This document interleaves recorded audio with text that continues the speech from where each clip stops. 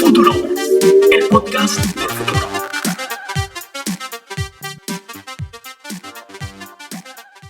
Bienvenidos a Futurovers, el podcast del futuro. Soy David Antonio Matías y junto a Nelson Carreras discutiremos a profundidad sobre temas de digitalización, innovación y la influencia de las nuevas tecnologías en nuestra vida como individuos y como sociedad. En este episodio vamos a conversar sobre monedas digitales de bancos centrales. Y este es un tema que se relaciona con las conversaciones que hemos tenido en episodios pasados sobre blockchain, sobre criptomonedas. Esta es la respuesta, digamos, de los gobiernos, de los bancos centrales a este tipo de movimientos, a este tipo de activos digitales que son las criptomonedas, con una propia moneda 100% digital, pero respaldada por los bancos centrales.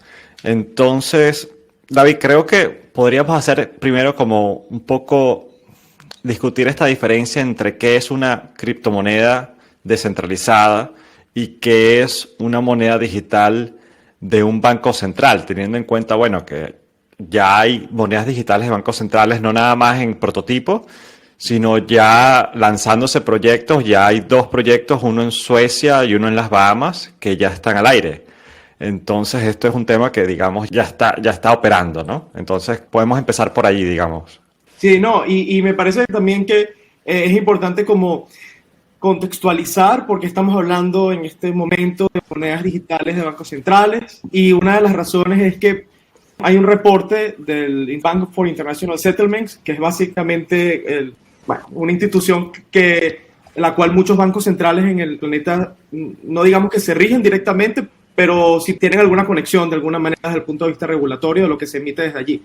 Entonces, hay un reporte del año 2021, abril 2021, donde dicen que hay 80 bancos centrales alrededor del planeta y de las principales economías del planeta que están o estudiando o ya están en fase de piloto, o en el caso, como decías, de Bahamas y de Suecia, ya tienen en producción, digamos, al aire, monedas digitales de bancos centrales. Entonces es importante también como distinguir, y lo vamos a hacer a lo largo del episodio, cuál es la diferencia entre una moneda digital que es emitida por un banco central versus una moneda fiat como el dólar, como el bolívar, como los pesos mexicanos. ¿Cuál es la diferencia entre que sea digital y no?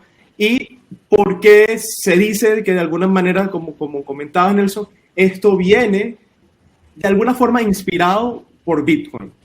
Entonces, si te parece, bueno, pudiéramos como arrancar tratando de demarcar qué hace diferente una moneda digital de Banco Central a una moneda de Banco Central o una moneda emitida por un Estado.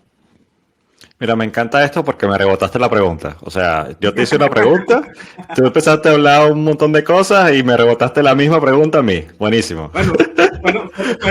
Fueron 5 años de periodismo, ¿no? Sí, ese es periodismo puro allí, se nota la experiencia. Bueno, mira, ok, vamos a ver si puedo empezar yo entonces. Como hemos hablado en episodios anteriores, las criptomonedas como Bitcoin, por ejemplo, son monedas digitales que operan bajo la tecnología blockchain.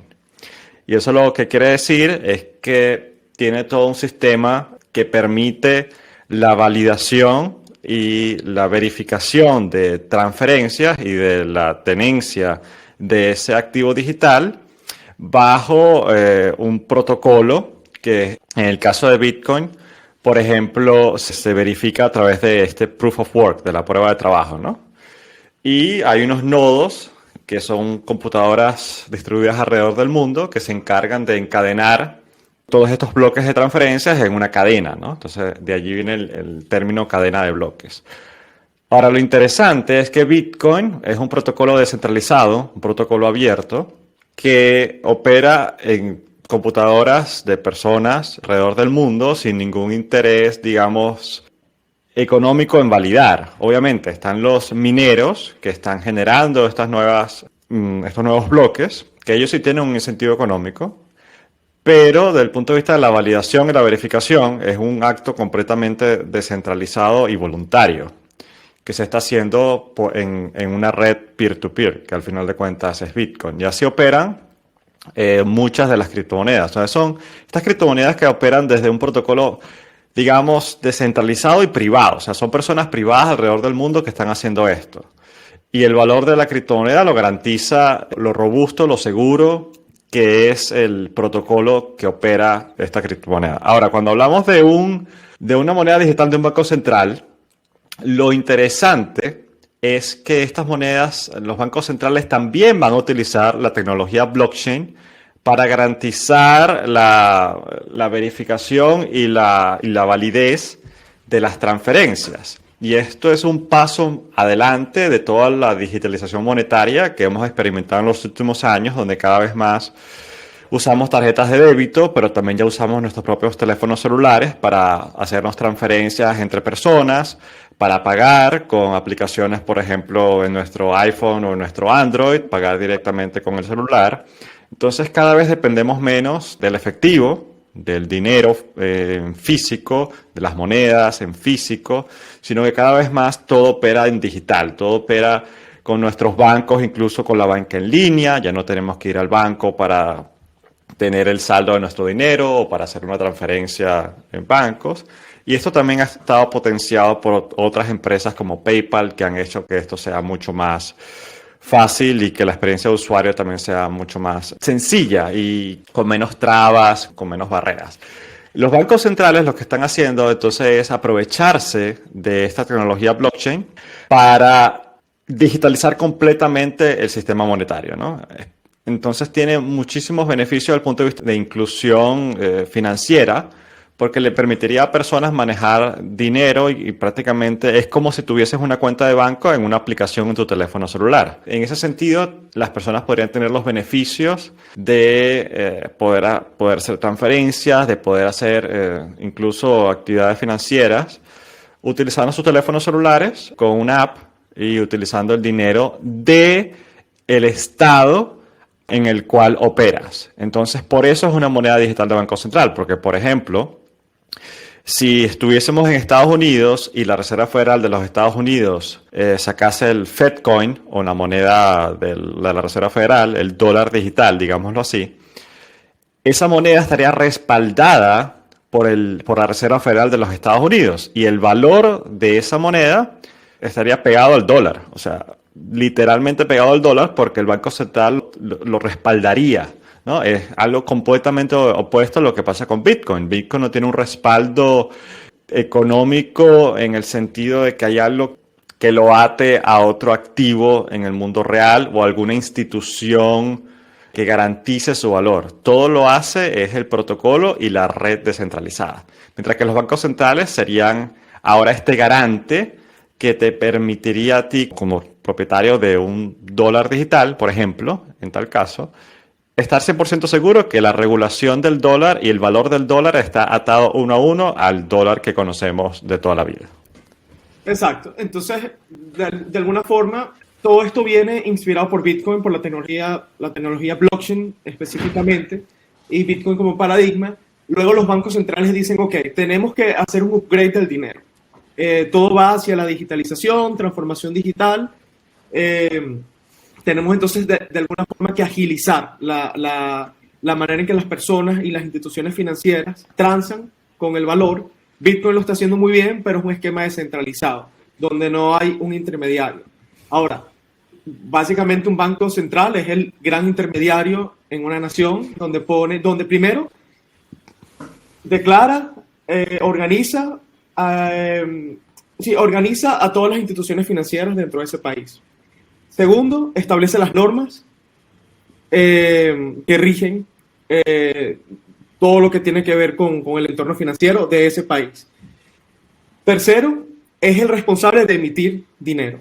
Y aquí entonces viene un punto desde donde podemos partir para explicar la diferencia entre el dinero fiduciario tradicional que conocemos hoy en día y que tenemos en nuestros bolsillos y en nuestra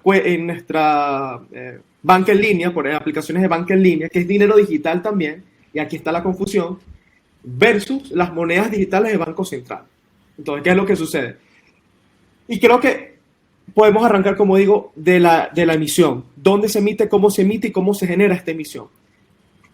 Del concepto de monedas digitales de bancos centrales, plantea en su infraestructura principal que el Estado, de forma digital y a través de una base de datos central o utilizando tecnología blockchain en la mayoría de los casos, tendría como esa hoja de balance donde llevaría tracking de las unidades de esa moneda que se van emitiendo y llevaría tracking también, haría un traqueo de las billeteras o de los lugares donde ese digamos, fiat digital, ese digital currency, esa moneda digital está almacenada. ¿Por qué lo están haciendo? ¿Cuáles son los beneficios? Y luego más adelante hablamos de los riesgos. Bueno, primero, parte de los beneficios que traería la completa digitalización del dinero tradicional es, como decías, la inclusión financiera.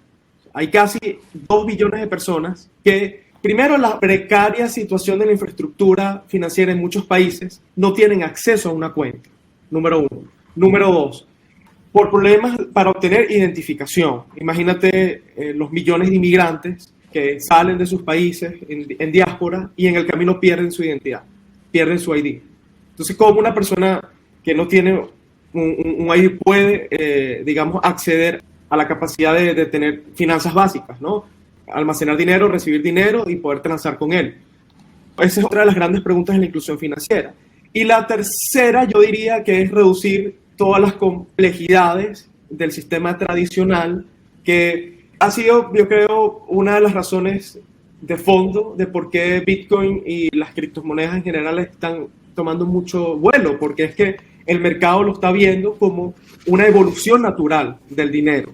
Entonces, básicamente yo creo que los gobiernos están diciendo que nosotros tenemos que también montarnos en la ola de la innovación, tomar las cosas positivas de blockchain y más que las cosas positivas, las cosas que nos funcionan a nosotros. Entonces, no sé, Nelson, si con esto queda como un poco claro la diferencia entre el dinero fiat físico tradicional y las monedas digitales de bancos centrales, porque yo creo que es lo primero que deberíamos aclarar.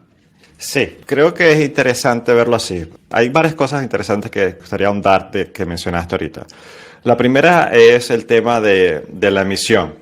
Correcto. La emisión monetaria está gobernada por los bancos centrales del país. El Banco Central, desde el punto de vista muy simplificado, te diría o sería el responsable de decir cuánto dinero nuevo se inyecta a la economía, ¿no? Para cumplir con algunas metas de inflación que se traza el Banco Central dentro de su estrategia, ¿no? Eso implica que la decisión de cuánto dinero se emite es una decisión central, por definición, porque la toma el Banco Central. Por más de que vivamos nosotros en países democráticos, estas personas que son los jefes de los bancos centrales no son elegidas por voto popular, son elegidas por las personas que nosotros elegimos para el cargo de presidente o congresista o lo que sea, ¿no? Y estas decisiones a veces son bastante técnicas, no se explican, no hay transparencia en cuanto a lo que en verdad se va a hacer en los próximos años. Y eso lo hemos visto en gran medida, por ejemplo, luego de la crisis del 2008 y más recientemente con todo el tema de la pandemia, ¿no? La inyección monetaria que se ha hecho es un nivel muchísimo más grande de lo que hemos estado acostumbrados en años pasados. Y eso implica que puede tener un impacto considerable en la inflación. Entonces, esas decisiones de la emisión monetaria son centrales, son centralizadas, en contraposición a criptomonedas como Bitcoin, donde ya está en el protocolo de forma muy transparente y prácticamente escrito en piedra, no se puede cambiar, las reglas de emisión, de cuánto se va a emitir cada año, ¿no? Entonces, es mucho más transparente en ese sentido. Y la segunda cosa que diferencia a las criptomonedas y a las monedas digitales de bancos centrales, que creo que podríamos abordar desde el punto de vista más detallado, es esta diferencia entre la centralización y la descentralización de los datos. Los datos en las criptomonedas como Bitcoin son abiertos, ¿ok? Cualquiera lo puede ver, pero además son seudónimos o pseudoanónimos, en el sentido de que tú puedes utilizar esa plataforma sin revelar tu identidad en muchos casos, o al menos con unas reglas de privacidad que tú puedes controlar mucho mejor. Eso te permite hacer transacciones privadas, pero también podrías revelar tu identidad cuando creas que sea conveniente y tener la seguridad de que es un dinero que tú estás manejando bajo tus propias reglas, cuando tú eliges el protocolo que quieres usar, según la criptomoneda que estés usando. Mientras que los bancos centrales tienen el control del protocolo, ellos pueden decidir cuándo lo cambian, cuándo no lo cambian, y tienen todos los datos de las transacciones que tú haces. Entonces, seguramente, muchos de estos protocolos van a requerir la Known Young Customer, o sea, la verificación del usuario, y se va a poder hacer un tracking de tus transacciones como individuo de forma mucho más completa, mucho más avanzada de lo que se puede hacer hoy en día, porque hoy en día seguimos usando el efectivo en muchos casos. O al menos usamos aplicaciones de distintos proveedores que te permiten que el Banco Central no sepa todo lo que haces con tu dinero, en pocas palabras, ¿no? Y claro, porque lo que sucede es que existe cierta intermediación hoy en día entre la emisión del dinero, digamos, sería la segunda capa, ¿no? Los intermediarios financieros, las instituciones financieras, y luego están los ciudadanos o las entidades que interactúan con esto. Entonces hay cierta protección y ciertas maneras en donde nosotros podemos reclamar nuestro espacio de privacidad, nuestro espacio de autonomía, y donde no necesariamente el gobierno necesita saber cada centímetro, cada paso que hacemos. Ahora, yo creo que lo que las monedas de Banco Central también pudieran plantear, y de nuevo, esto depende de la arquitectura con el que se establezcan estas monedas, y cada proyecto de los que hemos revisado es diferente, son diferentes estos proyectos entre sí. No existe como una única forma de ver las monedas digitales de bancos centrales. Hay algunas que inclusive son un poco más descentralizadas, hay otras que inclusive permiten un poco más de privacidad entre las transacciones en cierta cantidad. Pero lo que sí, pues, yo diría que lo que sí tienen en común es que se corta en gran medida esa intermediación, esa conexión entre el Estado emisor y la capacidad de poder traquear actividades ilícitas, poder también traquear evasión de impuestos y los ciudadanos. Entonces, eso abre muchísimas puertas, muchísimas cajas de Pandora, porque aquí estamos hablando de dos actividades que obviamente creo que haya nadie sensato en este planeta que esté a favor de ellas. Y yo creo que todos de alguna manera buscamos la manera de frenar este tipo de actividades ilícitas y también la no declaración de los impuestos. Pero al mismo tiempo, cuando tienes un ente central que es capaz de tener una visión 360, 24/7 de lo que haces, cómo gastas el dinero, que es la mejor metadata que hay para conocerte como individuo. Imagínate que cruzas eso con tus datos de redes sociales, por ejemplo. Cruzas eso con, no sé, cámaras de vigilancia que hay en todo el país. Tú puedes tener prácticamente una radiografía de los individuos. Y luego, entonces, yo creo que aquí la gran pregunta está conectada con la decadencia de las democracias liberales. Esas democracias que de alguna manera plantean la libertad, lo fundamental. En los países donde tradicionalmente son los pilares de las democracias occidentales, vienen surgiendo movimientos populistas, donde vienen surgiendo movimientos políticos que pudiéramos decir que giran un poco hacia el lado autoritario. Entonces, el riesgo de quizás las monedas digitales de bancos centrales, Nelson, en mi opinión, es que son una herramienta que otorgan demasiado poder al Estado, más de lo que tienen actualmente. Tienen muchísimos beneficios, por eso es difícil estar en contra de esto, pero al mismo tiempo, si caemos en manos equivocadas y vemos la decadencia de las democracias liberales, abre muchas preguntas de cuáles son los riesgos para nosotros como ciudadanos de estar monitoreados básicamente 24/7. Sí, y es correcto. Distintos modelos, distintas visiones de qué puede ser una moneda digital de Banco Central según el país, según los valores del país en el cual hablemos. Este caso más distópico que tú estás planteando de cruces de datos, de control de la sociedad, es mucho más parecido al modelo chino.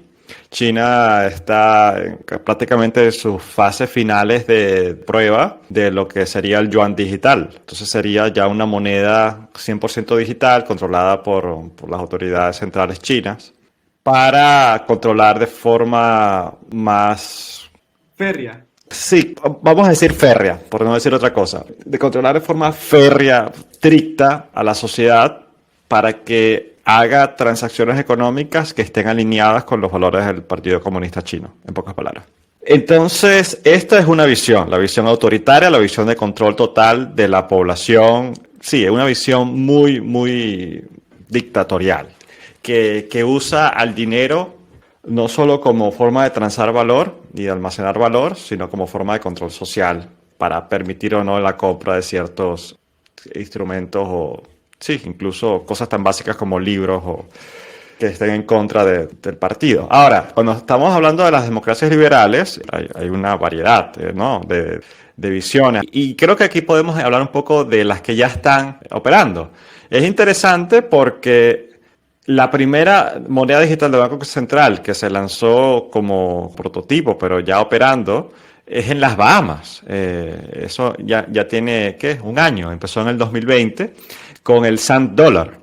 Y es un proyecto que las Bahamas lo está lanzando para, bueno, ellos mismos lo dicen en su página web, para aumentar la eficiencia de los pagos, que sea mucho más seguro y mucho más rápido, para traer inclusión social a las personas que no tienen acceso a los servicios financieros y cuentas bancarias porque no lo permite el sistema tradicional. También para que se pueda hacer, digamos, más inclusivo desde el punto de vista de no discriminar según la edad, el estatus migratorio. Y, y ellos lo ven también en las Bahamas como una forma de incrementar sus defensas contra el lavado de dinero, contra los fraudes y cosas ilícitas, porque claro, estás utilizando tecnología blockchain para validar este tipo de transacciones. Entonces ya no operas o no operarías tanto con dinero en efectivo, que es mucho más, al final de cuentas, la forma más fácil de lavar dinero no es criptomonedas, es efectivo, ¿no? O sea, eso no se puede hacer un tracking hacia dónde se mueve el efectivo. No tiene un chip que lo siga. Y entonces, las Bahamas es un caso que uno diría, bueno, es un país pequeño, es un país que no tiene mucha influencia, pero hace poco ahora sabemos que Suecia, también con su propio proyecto de la e-krona o la corona digital, está lanzándose en los países nórdicos como el primer país que ya lo pone a prueba, lo pone en este periodo de prueba para que se pueda empezar a ver cuáles serían los beneficios de utilizar este tipo de monedas digitales.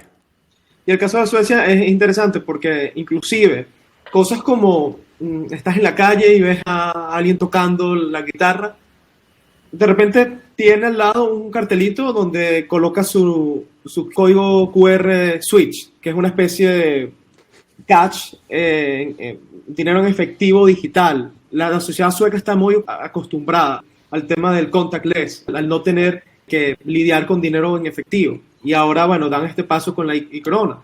Pero eso, digamos que es es un país que, desde el punto de vista del respeto a los preceptos democráticos, no preocuparía tanto. Ahora, cuando vemos el caso de Venezuela, en el año 2016 arrancó, 2016, 2017, 2018, con el Petro. No sé si te acuerdas del famoso Petro Nelson, donde Sí. supuestamente era una moneda digital de Banco Central, más o menos. De nuevo, cada moneda digital de Banco Central es distinta. Ellos, de alguna manera, la dictadura venezolana lo que planteaba es poder utilizar las reservas probadas de petróleo, de gas natural y de recursos mineros como respaldo a la emisión de los petros. Y esto fue un proyecto tan cuestionado, un proyecto tan fallido, estructural y tecnológicamente tan endeble, que incluso en el momento que lanzaron el petro hubo un espacio de tiempo donde ni siquiera iba a estar sobre una blockchain y nadie podía tener acceso a la blockchain. Entonces todo era como que sí, tenemos la transparencia de cada petro emitido, tiene respaldo físico por los recursos naturales, pero nadie lo puede ver. Entonces al final fue como un chiste de mal gusto, donde básicamente yo creo que no tuvo ningún tipo de repercusión y ya creo que todavía se utiliza, pero bien marginado. Ahora, Nelson, yo creo que para darte como la palabra, disculpa que me encadené, pero estamos como en un momento súper extraño donde hay otros países que están empezando a adoptar Bitcoin como moneda de curso legal, en el caso de El Salvador. Estamos también en una situación donde las stablecoins están agarrando más y más vuelos, Es muy difícil. ¿Cuál va a ser la película en los próximos años cuando vemos que hay demasiadas tecnologías compitiendo por la supremacía del dinero?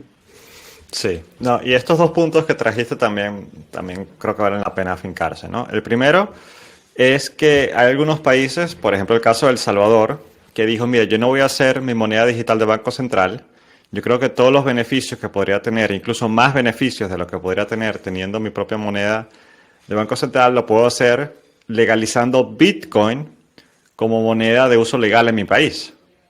Entonces, trato Bitcoin en paralelo al dólar, porque El Salvador usa el dólar americano como su moneda nacional. Entonces, puedo ahora usar Bitcoin como moneda de uso corriente. Y eso se puede hacer con tecnologías como Lightning, que te permiten hacer transacciones instantáneas con fees súper bajos, de forma tal que la población de El Salvador pueda utilizarla para comprar incluso pupusas, ¿no? Así ellos llaman a las arepas en El Salvador. Que me parece un nombre horrible para una arepa, y creo que, bueno, nosotros como venezolanos nos choca un poco. Pero sí, puedes comprar pupusas con Bitcoin ahora en El Salvador. Y esto es algo que lo tomó Bukele como presidente de El Salvador en este giro que se está dando en América Latina de forma muy curiosa. Países como El Salvador, Paraguay, incluso Argentina, están jugando con esta idea. El Salvador ya no está jugando porque El Salvador ya lo legalizó, pero otros países están como empezando a ver, ok, ¿qué pasaría si hacemos algo como lo que está haciendo El Salvador? Entonces El Salvador es un caso ahorita, un experimento en tiempo real para ver qué pasa con este tipo de experimentos, ¿no? Ahora, cuando hablamos de monedas digitales de bancos centrales, estamos hablando de algo distinto, porque si bien en Bitcoin hay una comunidad de personas alrededor del mundo que están validando, no es lo mismo que tener a un banco central como el emisor de la moneda, ¿no? Eso yo creo que es uno de los principales temas que personas dicen, mira, no es lo mismo. Y aquí yo creo que la diferencia fundamental también tiene que ver con la escasez, con el diseño de Bitcoin, la programabilidad y lo predecible de las reglas monetarias de Bitcoin versus la realidad de los bancos centrales. Entonces, cuando vemos que el dinero, o mejor dicho, nuestro poder adquisitivo, la energía de nuestro trabajo, de nuestro esfuerzo, de nuestro sudor, de prácticamente del espíritu que ponemos en cada cosa que hacemos, que se ve reflejada y en teoría se almacena en una unidad de valor, que puede ser el dólar, por ejemplo, a lo largo del tiempo, por la misma realidad y dinámica de las monedas fiduciarias, se va degradando. Entonces, si yo trabajé, si yo me esforcé, si mi intelecto, si mi trabajo refleja $10, ¿ok? Y tengo $10 hoy en día. Naturaleza inflacionaria de las monedas de Banco Central. ¿Y qué significa esto? Significa que sencillamente el Banco Central va emitiendo más dinero a medida que la economía lo necesite o a medida que ellos lo dictaminen. Y esto tiene un impacto sobre lo que yo puedo comprar con esos $10, fruto de mi trabajo y de mi energía. Entonces, eso se va degradando a lo largo del tiempo.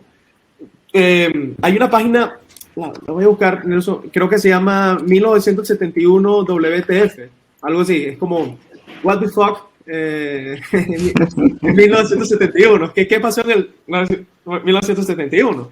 Y aquí básicamente, cuando se corta el acuerdo de Bretton Woods, donde se establecía el dólar estadounidense como la moneda de reserva internacional y que cada dólar que se emitiera tenía un backup, tenía un respaldo en oro almacenado en las bóvedas de la Reserva Federal, o en este caso en Fort Knox, o como sea, pero cada dólar que se emitiera debería estar justificado con una... Mira, la página es WTF Happened in 1971.com. Allí podemos ver cómo un abuelito, un papá, que trabajó mucho antes del 71 y ahorró, digamos, $100,000. Y hoy en día ese abuelito, que supongo que esté vivo, quiere hacer uso de la energía de su trabajo, de esos $100,000. Básicamente lo que puede comprar con esos $100,000 probablemente será la mitad, debido a la inflación, a la capacidad de compra que tú tienes con el dinero. En el caso de Bitcoin es distinto, porque la emisión básicamente cada 10 minutos se emite una cantidad de bitcoins en la red y la emisión es finita, 21 millones de unidades. Eso es todo lo que puede existir, no más. Entonces, eso hace que con tiempo el valor de un bitcoin tienda a y no depreciarse como ocurre con las monedas de Banco Central. Y eso es una diferencia fundamental, más allá de la arquitectura, el diseño y lo descentralizado. Sí, ahí estamos de acuerdo. Ahora, hay algo que en realidad sí es un valor que suplementa de cierta forma a la infraestructura de las criptomonedas, que es el hecho de las stablecoins. Ya conversamos en el capítulo anterior de las finanzas descentralizadas, que estas stablecoins son monedas que usan tecnología blockchain, no gobernadas por bancos centrales, sino por instituciones privadas, que lo que hacen es seguir el valor de una moneda estable, entre comillas, como podría ser el dólar estadounidense, pero también podría ser el euro en algunos proyectos. Y estas stablecoins permiten hacer operaciones con criptomonedas manteniendo el valor de la moneda del país que quieras por temas de estabilidad a corto plazo para no someterte a la volatilidad de criptomonedas como Bitcoin o Ether. Puedas tener criptomonedas y operar transacciones financieras de distintos tipos con estas monedas que están siguiendo el valor del dólar. Ahora, si hay una moneda de un banco central que lanza y demuestra que lo puede hacer de forma efectiva, el dólar digital, por ejemplo, en los Estados Unidos, eso sería el killer de stablecoins desde mi punto de vista, ¿no? Entonces, todos estos proyectos de stablecoins podrían estar en riesgo de colapsar, porque ya tendrías una moneda digital de un banco central siguiendo el valor del dólar, respaldada por el Banco Central de los Estados Unidos. Entonces, ¿cuál es la necesidad de utilizar stablecoins, no?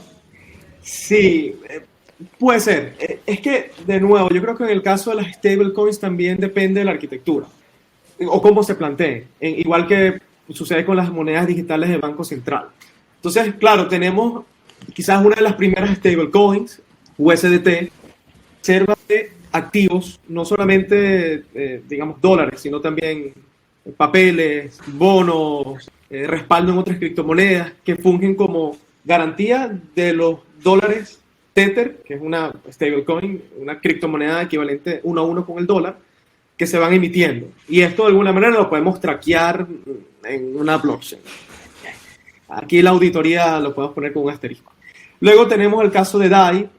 Me parece que es brutal la forma en que lo plantearon ya hace varios años, de cómo utilizar los propios criptoactivos como reserva para poder emitir en un esquema descentralizado un DAI que equivale a un dólar. Entonces, básicamente, no estás interactuando con el dólar y estás siguiendo el movimiento del dólar.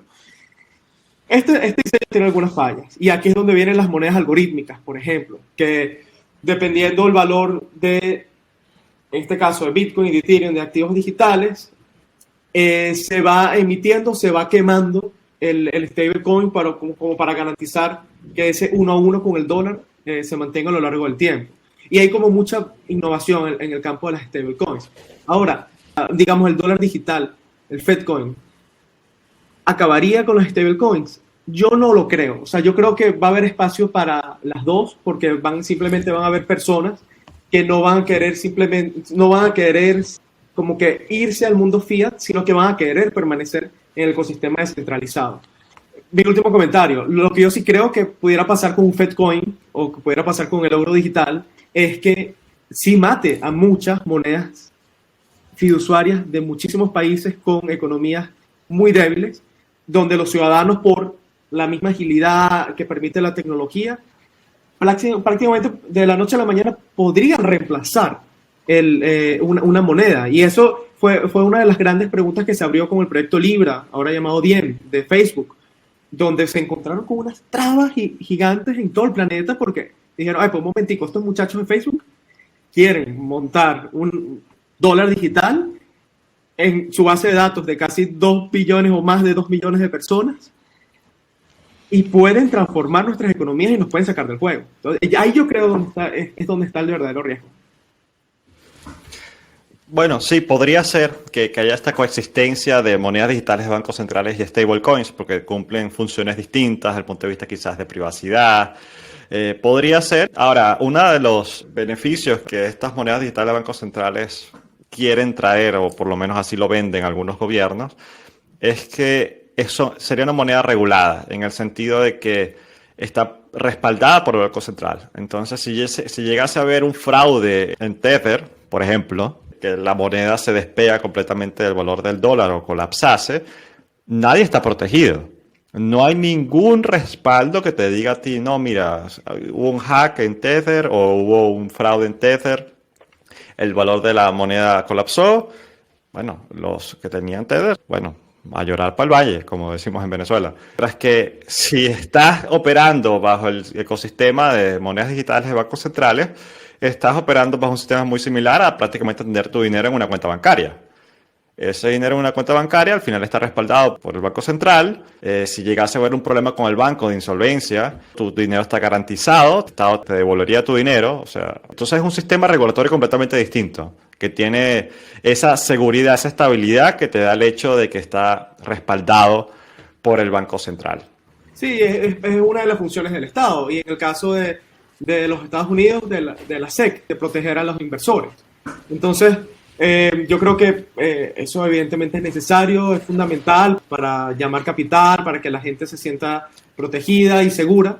Ahora, también no podemos olvidar que, más que olvidar, es como comparar el futuro con lo que tenemos en el presente, a veces no es la mejor herramienta. Donde la gente decía, ¿para qué montarme en una caja mecánica cuando tengo un caballo que es más rápido? ¿No?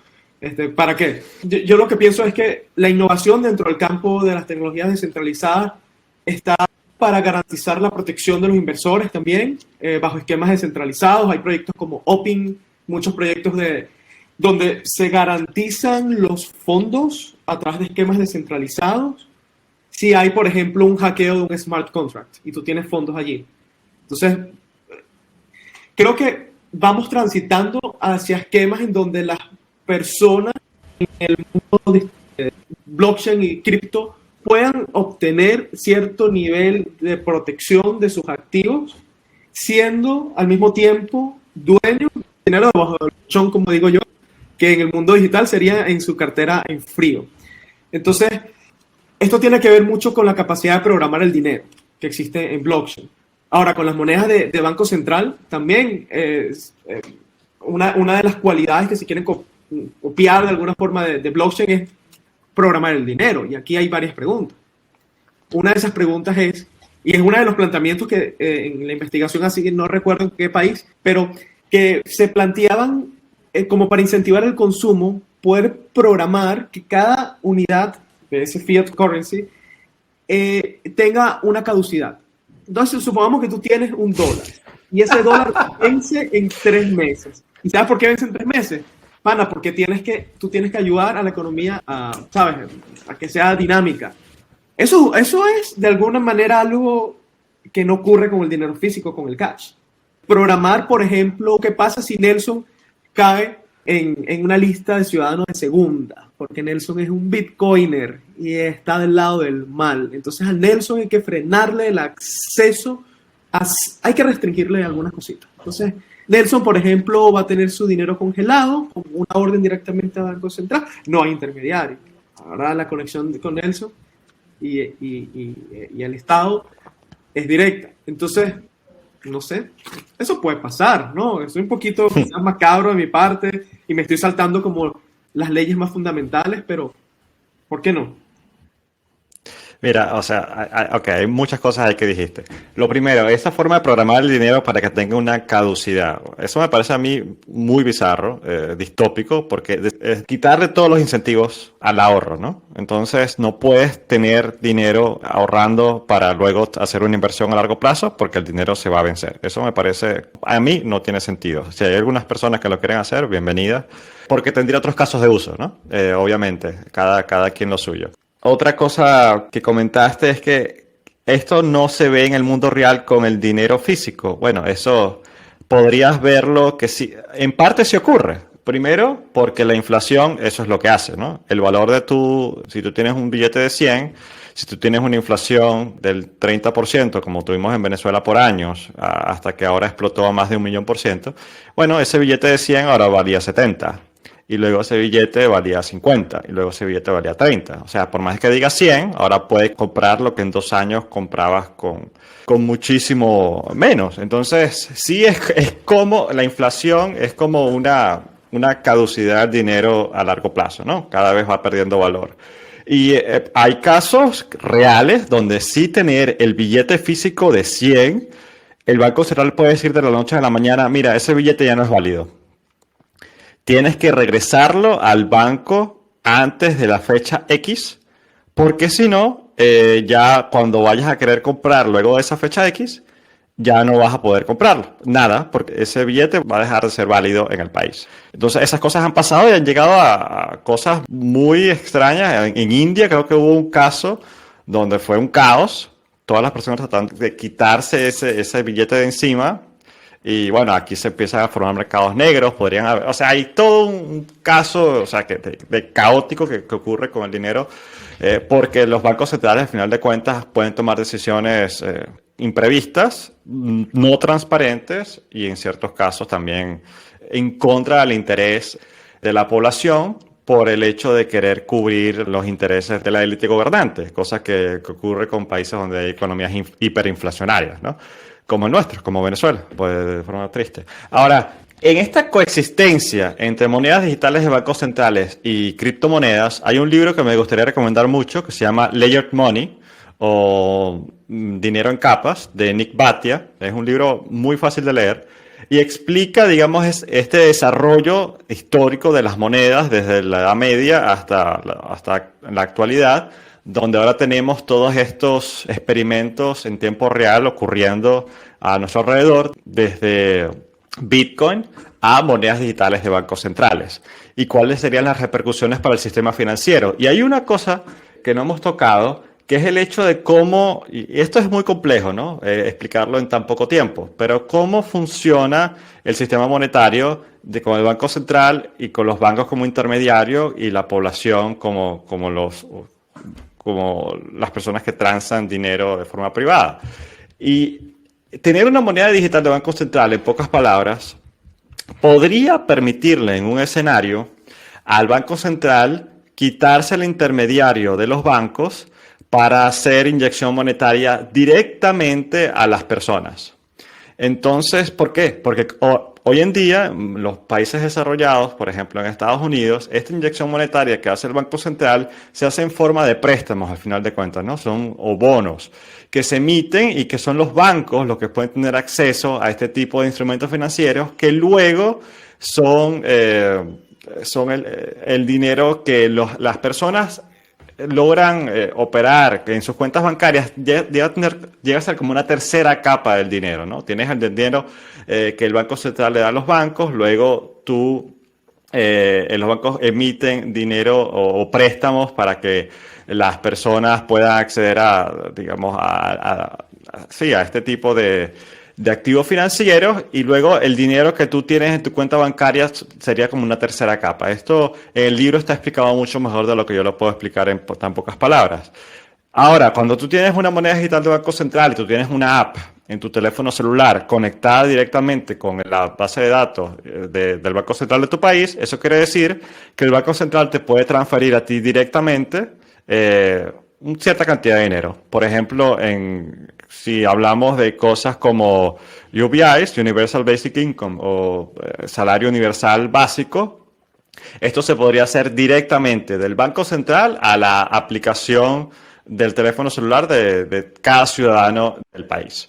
Y esto sería revolucionario en el sentido de que no tienes que pasar ahora por intermediarios, por comisiones de bancos. Y esto, obviamente, cada país lo va a regular de forma distinta. Y aquí los bancos tienen este problema de qué va a pasar, cómo mi país va a regular este tipo de monedas digitales de bancos centrales para que no vaya en contra de los intereses de los grandes bancos. Y entonces, aquí es cuando los grandes bancos también tienen que entrar en esta ola para entender cómo van a operar los bancos centrales con las monedas digitales y cómo ellos tienen que operar en este nuevo esquema, que podría, de cierta forma, ponerlos en riesgo de perder cada vez más poder y de cederlo en parte al Banco Central y en parte incluso a exchanges de criptomonedas, que es otro de los escenarios que se plantea. que los exchanges de criptomonedas se conviertan ahora en los nuevos bancos. Por ejemplo, Coinbase, que en Estados Unidos está ahora regulado, incluso es una empresa pública, ¿no? Entonces, este libro creo que lo aborda muy bien, todos estos escenarios distintos y los riesgos que implican para el sistema monetario del país de operar monedas digitales de bancos centrales y criptomonedas en distintas formas, ¿no? No, está interesante, Nelson. De hecho, yo creo que da para hablar de un episodio más adelante específicamente de este libro, poder discutirlo. Porque al final, yo creo que una de las lecciones que traemos de esto que estás comentando es que Bitcoin, más allá de la propuesta tecnológica y de su propuesta de valor, Bitcoin es al mismo tiempo un gran proyecto de educación financiera. O sea, las personas que se van de alguna manera interesando en qué es un Bitcoin, y luego qué es la prueba de trabajo, y luego cómo es eso el protocolo de consenso.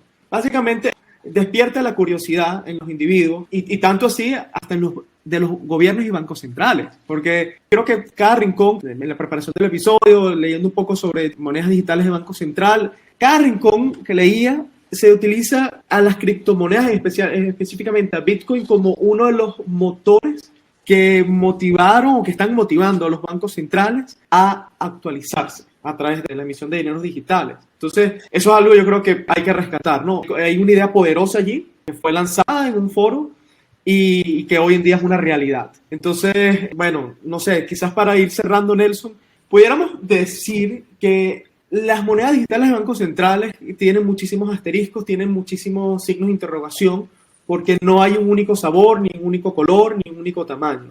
Hay diferentes planteamientos. O sea, es muy difícil llegar a una conclusión única, una conclusión casi que universal o marcar como un punto de vista inamovible acerca de las monedas digitales de bancos centrales. Tenemos el desastre del petro en una dictadura y ahora tenemos la propuesta del euro digital, en donde abiertamente han dicho que les gustaría permitir que ciertas transacciones o cierto porcentaje de las transacciones puedan ser anónimas, no por el tema de garantizar los derechos fundamentales de los ciudadanos.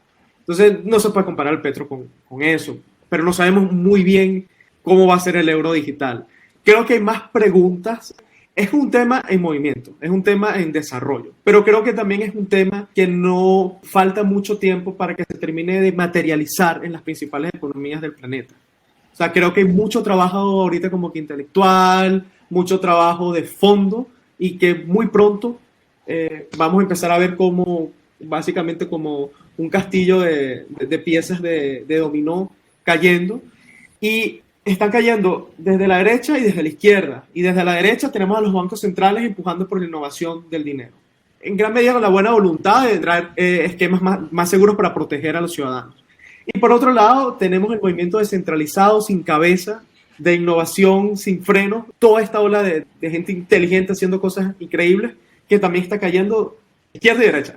Entonces, va a llegar un punto donde esos dos movimientos van a chocar y allí es donde yo creo que vale la pena como volver a conversar quizás en algunos años sobre esto y ver entonces cuál va a ser el futuro, digamos, de la convergencia entre estas dos realidades. Yo no creo que vamos a ver un mundo con una moneda única, no creo tampoco que, digamos, todo ese movimiento de economías descentralizadas vaya a desaparecer, no va a desaparecer. Entonces creo que al final deberíamos hablar como convivencia, de diferentes propuestas de dinero, hacia allá donde vamos transitando. Sí, creo que es una buena reflexión para cerrar y es algo también para abrir los ojos a muchas personas que tienden a ver al ecosistema de criptomonedas como algo puramente especulativo, que no tiene un valor a largo plazo o que creen que es algo que va a morir luego como una especie de experimento fallido. Es muy probable que sea una tecnología que vaya a influir en nuestras vidas a futuro y vaya a tener repercusiones que aún no podemos ver a ciencia cierta. O sea, ya tenemos a Bitcoin, que es una criptomoneda que ya tiene más de 10 años operando de forma exitosa, pero ahora quizás tengamos a monedas digitales de bancos centrales que usen la tecnología de blockchain y que eso va a influir en la forma como nosotros operamos el dinero en el futuro. Y podría abrirse un debate y luego un análisis de toma de decisiones de cuál es la moneda que vamos a operar, cómo preferimos tener nuestro dinero para ahorrarlo, cómo preferimos regular nuestra privacidad en Internet, donde todos estos datos ahora son mucho más fáciles de acceder para diferentes casos de uso, tanto desde el punto de vista benévolo como podría ser protección de datos o marketing, como para algo mucho más distópico como puede ser como puede ser el control social por parte de un gobierno. Entonces esto creo que el futuro es uno de los temas que conversamos muy seguido, porque vemos que hay muchas repercusiones no solo privadas sino sociales y económicas que podrían cambiar nuestra forma de percibir algo tan básico que vemos que damos por sentado como es el dinero. Sí, y creo con esto con lo que cierras, básicamente dejamos la puerta abierta para seguir explorando este tema desde otros puntos de vista. Tenemos ya la idea de Layer Money, que vamos a tenerla allí presente, y creo que pudiéramos también ahondar más adelante eso sobre las stablecoins como tal, las diferentes, más o menos lo tocamos esta vez, lo hemos hablado anteriormente, pero creo que suma el debate de propuestas que están allí en pleno desarrollo. Bueno, yo diría que pudiéramos concluir el episodio, dejarlo hasta acá. Como siempre decimos, si tienes algún comentario y te gustó el episodio, la mejor manera de ayudarnos es que sencillamente copies el link, lo compartas por WhatsApp, por Telegram, con tus contactos, con tus amigos. Nos puedes hacer un repost también de nuestros mensajes en Instagram y en Twitter, y de qué otra manera también nos pudieran ayudar, Nelson, si alguien consiguió valor aquí. No, que nos contacten, nos digan qué piensan del episodio, qué temas les gustaría que tratemos en los próximos episodios. Si hay algo que no estás de acuerdo, siempre hemos abierto el debate también en las redes sociales, y ese es el espíritu del que estamos conversando en Futurover. Siempre tener esta visión abierta, tratar de balancear tanto beneficios como riesgos, pros y contras de las diferentes tecnologías, y verlo desde el punto de vista amplio, ¿no? Para poder tomar cada uno luego las decisiones que creamos mejor para nuestras vidas como individuos y para nuestra sociedad como un todo. Así es. Bueno, muchísimas gracias como siempre por estar allí, y nos escuchamos el próximo martes en otro episodio de Futurovers, el podcast del futuro. Gracias por escuchar este episodio de Futurovers. Puedes seguirnos en Twitter e Instagram a través de @Futurovers. Si te gustó nuestro contenido, síguenos en Spotify, danos 5 estrellas en Apple Podcast o suscríbete a nuestro canal en tu plataforma de podcast preferida. Si deseas que conversemos sobre un tema en especial, déjanos tus comentarios y lo consideraremos para un próximo episodio. Hasta la próxima.